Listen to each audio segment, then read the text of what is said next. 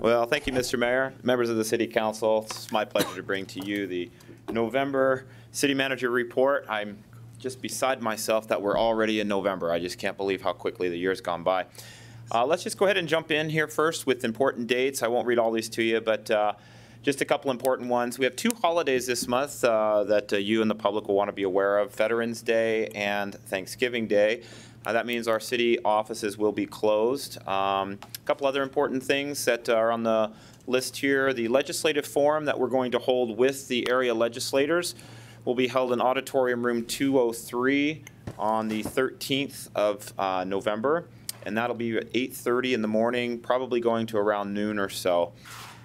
There's also Broadway Bridge ribbon cutting. I'll speak a little bit more about the Broadway Bridge here a little bit later in the presentation.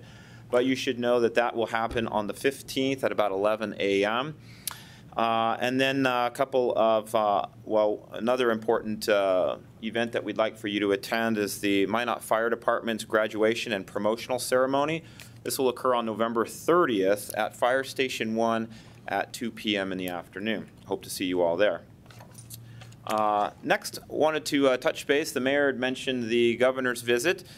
This was really great for our community to have the governor visit with us, essentially twice in less than a year's time. So we're really pleased to have him and his staff spend most of the morning and into the afternoon with us.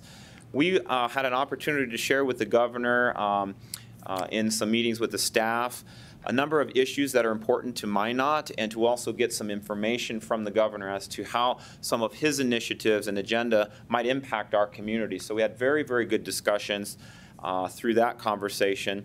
We then took the governor on a walking tour of downtown, and showed him our Main Street. We were all very, very proud to share with him the great things that the city's done over the past several years to revitalize our downtown.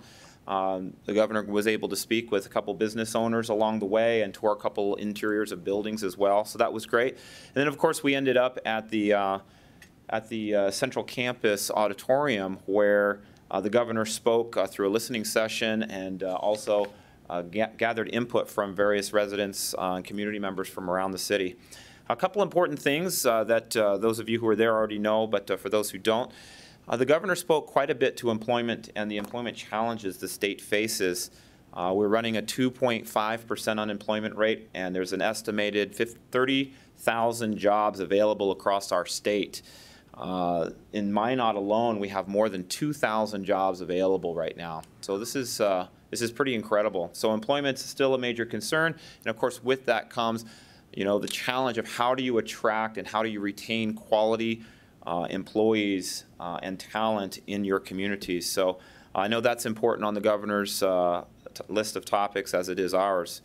Minot does have a similar vision to the governor's as it relates to downtown, and I think that was an important key message that we were able to share with one another. He's very pleased, I think, to say the least, of what Minot has been able to do downtown, and is continuing to urge and challenge us to do all that we can to revitalize our downtown. And then also a focus of the governor's is to keep youth engaged on matters of community importance. And that was important to him also at this meeting, bringing up a student to share ideas and concerns with city leaders as it relates to downtown and vitality and quality of life and those things as well. As you all know, thank you for attending the City Council retreat. That was a very long day, I think, for all of us. We discussed all of the stuff on the left here. We had an ambitious agenda, as we talked about early, so there were a number of things that we didn't get to talk about. And those are here, of course, on the right-hand side of the screen, mostly for the benefit of the viewing public and also, those throughout our community. So we do hope that at some point in time we'll pick up the issues on the right. The legislative discussion was a discussion, as you all know, occurred on November 1st, so just last week, as we identified a number of legislative priorities that we've organized into a couple of lists. I'll speak to that a little bit more here as well, and what happens with that list going forward. One of the things we talked about, I think is important for the community to know, is the council meeting structure and schedule. We had discussed eliminating the committee of the whole meetings and conducting 2 city council meetings Originally, we talked about the second and fourth Tuesday of the month. And I had asked for you to allow me to kind of go back and research that to make sure we weren't going to compromise any other schedules or public meetings that were already in place and so on and so forth. We've done that, and we've realized that if we do move to second and fourth Tuesdays, that will delay by up to an additional 2 weeks the Planning Commission approval process. So what we'd like to recommend is that we actually just go to a first and third Monday.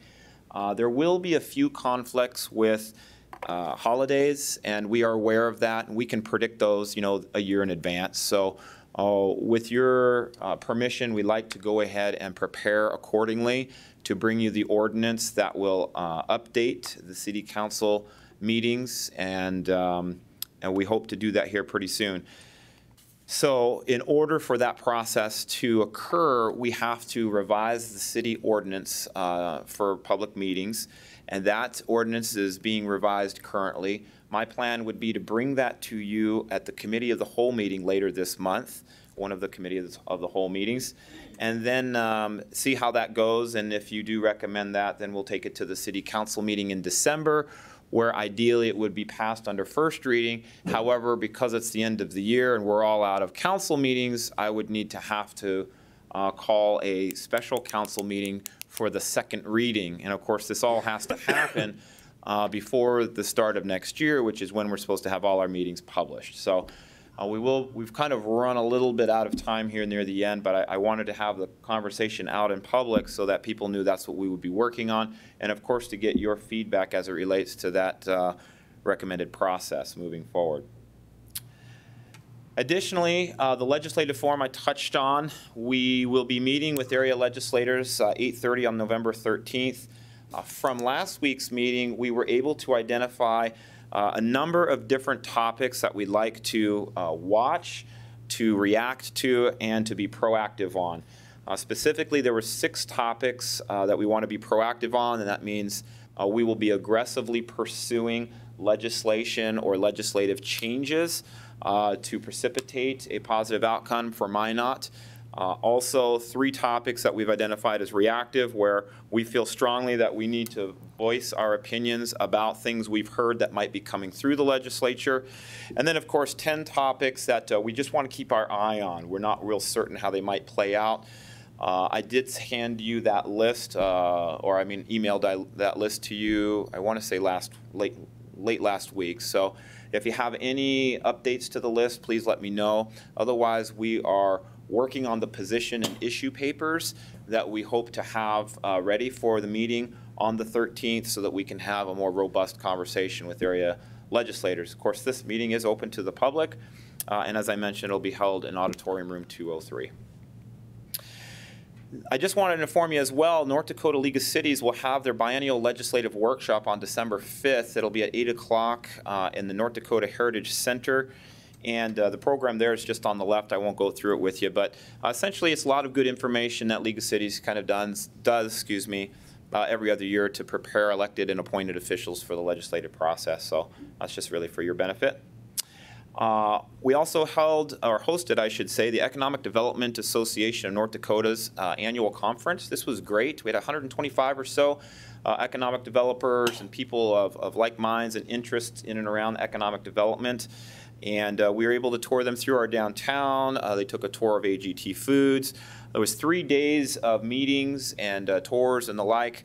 The mayor participated in several of the events. I participated in a few myself, as well as did some of our staff. So that was a really great event for us, and we're really pleased that we were selected to host that event and to also show off kind of what we're doing, particularly as we are sort of reinventing our initiative, if you will, in and around economic development, so to speak.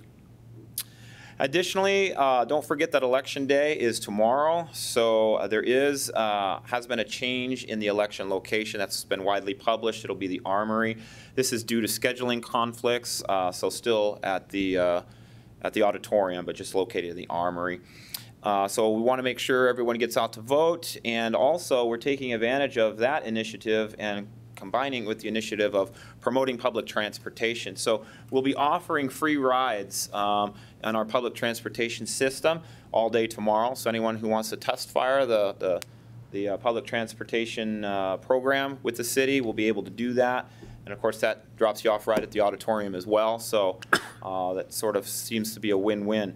A couple other important things I wanted to mention is our transit department continues to make very, very good improvements. And one of those major improvements is a state-of-the-art, first of its kind in North Dakota ticketing machine that's located right at the auditorium. So no longer do you need to go to Public Works or Utility Billing and try to get bus tickets. You can actually go right to where the buses are at any time and pull a ticket, you know, especially if you've forgotten one or you've lost one or you thought you had one and don't.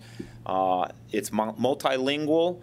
And it's extremely convenient because it saves folks the hassle of having to go a different location away from the bus in order to get their tickets. So we're really proud of that. You should come by and check it out over in the lobby there of the auditorium building.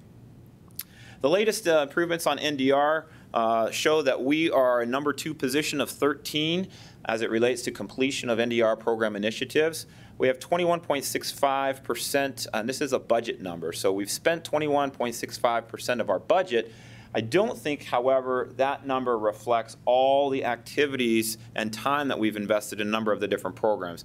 I'd venture to say we're much higher than that as it relates to things that are kind of churning. For example, we haven't yet spent the money on the gathering space, but there's a lot of work that's been going on there. We haven't spent the money on the CTE, although there's been considerable work there, as well as the City Hall building and even some of the affordable housing projects that are coming up, and the homeless shelter proposal that's currently being drafted. So a lot of things are in very good progress, but we just haven't expended the money, so therefore we don't sort of get the credit there.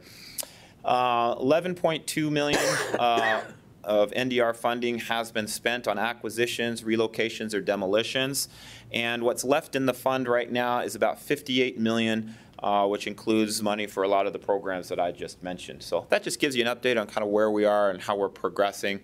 We have until September 30th, 2022, so we're still looking in pretty good shape here, particularly given the progress that we've made behind the scenes on several of these other initiatives.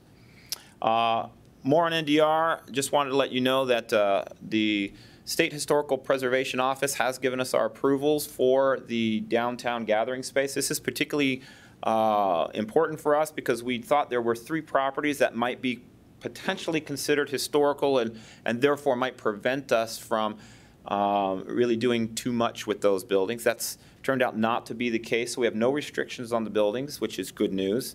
The environmental review has also been completed, so essentially we're in a position right now to begin negotiating with property owners to move along the gathering space project. So we're pretty excited about that. So those results, as soon as we find out, will be available here hopefully soon, and we can share those with you. Quickly on the construction update, I'll just highlight 2 construction projects, the sort of big 2 that we've been partnering with the North Dakota Department of Transportation on. The Broadway Bridge, we're very excited. We are just within a few short weeks of having that completely done. Despite some of the weather delays that we received earlier, or late in September, I should say, early October, the crew has done a phenomenal job getting back on track. Right now, they're essentially finishing up some of the grinding. They're putting in some decorative lights. They're also putting in the signal at Central. So a few things that still need to be done. I just want to point out again, November 15th at 11 o'clock will be the ribbon cutting. So again, we hope to see all of you there. Also, the 83 bypass, that is on schedule as well. Another 2-year project that's important. And there's 2 bridges that have been added. If you hadn't noticed, I'm sure you did. And this serves as a major route for over 10,000 vehicles, which is why it's so important to us. And it's also why we encouraged the governor when he visited with us, and where we will continue to encourage the legislature to restore money to the continuation of that project, which was slated for next year and the years after.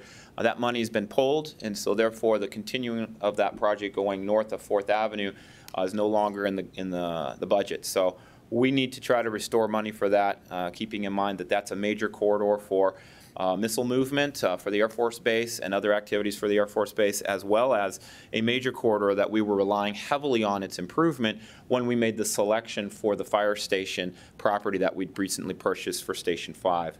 So very, very important work for us. Next, I wanted to go ahead and introduce, I appreciate Mr. Meyer introducing some of the staff. I want to introduce another important staff member we just hired. His name's Macy, and we typically don't hire people of this age, but Macy's a year and a half old, but in dog years, about 10 and a half years. And I want to introduce Macy's coming up to the podium here. Macy's been in training for 6 weeks in Denver and Indiana. And essentially, cute. He's been assigned to Senior Officer Matt Pappenfuss, and we're really pleased with the results so far that Macy's been able to achieve. But I thought you might get a good kick out of seeing Macy, and we're excited for his contributions to the Minot Police Department. Also, it's a good time to recognize Trinity for their $7,000 donation, which helped offset the acquisition and training costs for Macy and certainly his handler. So thanks very much for being here, Senior Officer. Appreciate it. Thanks. Thank you. All righty. All righty. Well, with that, I'll take any questions you might have, and we'll call it quits otherwise. Any questions for City Manager Barry? And I guess before we get too much into that, I think I would make that recommendation unless others on the council have other thoughts on bringing the proposal forward on the council meetings for the first and third Mondays. And we can discuss those then at the time that they're brought forward for comment. Okay. Alderman Wolski. Mayor Sitma, yeah, if I would support that recommendation. I don't know if there's the possibility of even considering that in time for the legislative session. Might be able to avoid calling a December special meeting with a second reading in December, just an idea. And you're referring to the special city council meeting on the 13th? The legislative forum that's coming up, if it would be a... We'll take a look to see if staff will have ordinance ready at that time, and if not, we'll talk about other options. Mr. Mayor, that's exactly the concern at the moment. We were trying to find other ways to do it without inconveniencing the council with another meeting. But again, you know, it's possible that potentially we'll have the ordinance ready, but because that'll be a special meeting, we do need to make sure that we are in good shape for doing that and then get it on the agenda. If we can do that, we'll go ahead and try. Thank you. Alderman Straight. Thank you, Mr. Mayor. Mr. Barry, I, like the public, are excited that the Broadway Bridge is going to be done, mainly because I'm excited to have the road underneath the Broadway Bridge open again for us to get to council meetings. And I'm curious, are we going to make any upgrades? The company that brought heavy equipment in there, that road's really torn up. That road's been torn up for my whole entire lifetime, sir. So if there's a way that we can fix that up when they're moving equipment out, that'd be great. So I'm just curious, are there going to be any upgrades made to that road, or? Alderman Straight, I'm not aware of any upgrades that are being made to the road as part of the construction that happened with Broadway Bridge. They're supposed to be restoring it to what it was prior to when they took it on, but of course that's not a very high standard. We're aware of that. I will say that the mayor and I have met with BNS representatives on trying to advance their interest in improving some of that corridor. Some of the property is their property, not city property. It gets used, of course, by citizens throughout our community. We're hopeful that we can begin to make a little bit more traction on that than we have in the past. So I can't guarantee that anything is going to happen, but it is certainly an interest of ours and several of our community members as well as some downtown business owners. Part of that conversation as well is part of that corridor could likely be impacted by flood control through that area as well. I think the conversation with Public Works Director Jonason had mentioned that as well. So there's kind of different facets to that as well. Mr. Straight, continue. I appreciate that, Mr. Mayor. Tom, also regarding the gathering place, now that we've made it through the process with SHPO, are we going to engage future conversations regarding the build out of the space, or do we have to wait until offers have been submitted to property owners and we have to wait for that process? Just because I know that the public is itching for some update on some information of. Right. Thank you, Alderman Straight. We are engaging in conceptual conversations, but not very detailed at this point.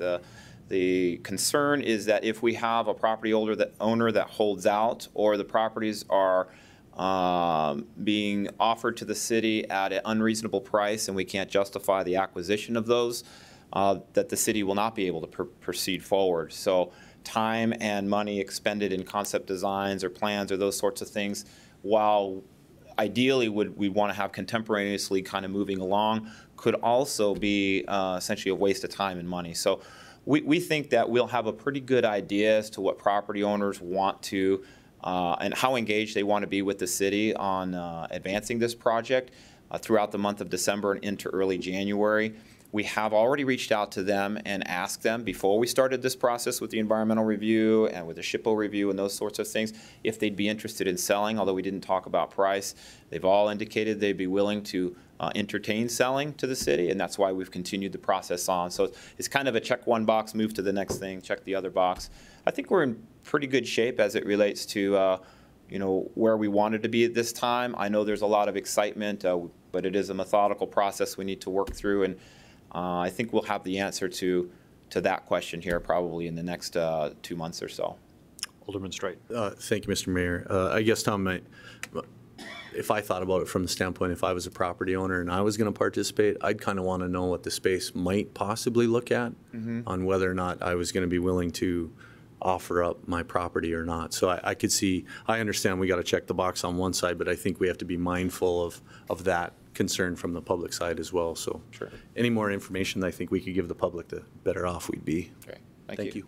Any further questions? Alderman Patergula. Actually, 3 quick comments. One of the things I've enjoyed and benefited from in working with the current administration, including the mayor, has been an emphasis on recognizing accomplishments. Now, quite frankly, I'm not in for boosterism and patting people on the back for the sake of it, but I think reinforcing good behavior is very important, and I'm glad to see that happening, regardless of what may have happened in the past, what we did do right or didn't do right.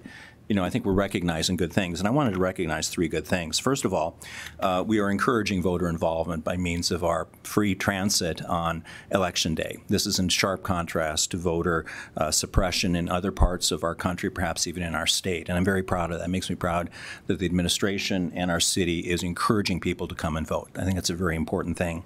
Second comment I wanted to make is that I think people who were not involved in the council retreat planning meeting, and I'm speaking here mostly for the public out in radio and internet land, the council met for 8.5 hours. It was a spirited discussion. It was the most positive, if not the most positive discussion I've ever been a party to in being on the council on and off since 1998. It was remarkable the things we dealt with, and I wanted to publicly thank the mayor and the city manager for their leadership.